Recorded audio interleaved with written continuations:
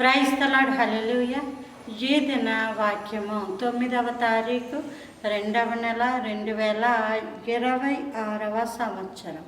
మన దేవుడిస్తున్న చక్కటి మాట లేవియా కాండము 26వ అధ్యాయము 2వ వచనం. నేను నియమించిన విశ్రాంతి దినములను మీరు ఆచరింపవలెను, నా పరిశుద్ధ మందిరమును సన్మానింపవలెను.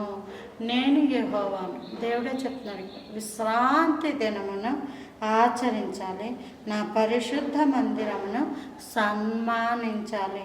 నేను యెహోవాను. ఎందుకోసం అంటే దేవుని కోసం. హల్లెలూయా. దేవుని కోసం పరిశుద్ధ దినమును ఆచరించాలి. వారానికి ఒక మారు అనగా ఆదివారం ప్రభు దగ్గరికి వెళుతూ మొదటగా ఆ రోజు ప్రభు యొక్క సన్నిధిలో రోజంతా ఉండటం లేదమ్మా. మనం రోజుకి 24 గంటలు. ఆ 24 గంటల్లో ఒక 3 గంటలే ఆరాధన ఉంటుంది, 3 గంటలే మందిరం ఉంటుంది. ఆ 3 గంటలు కూడా ఆలస్యంగా వచ్చిన వాళ్ళు ఉంటారు. అలా చూసుకుంటే 2 గంటలు, గంట, ఈ మాత్రం ఆ ఒక్క అరగంట, ఆ ఒక్క గంట ప్రభువారే అన్నారు. తాను సిలువ మీదకి ఎక్కుతున్న ఆ ముందు రోజు రాత్రి గెత్సెమనే తోటలో ఒక జాము సేపైనా మీరు మేలుకొని ఉండలేరా? జాము అంటే 3 గంటలు.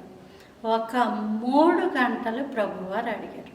ఆ 3 గంటలు మందిరంలో ఉండులాగున ప్రభువారు కృప చూపించేలాగున ప్రార్థించాలి.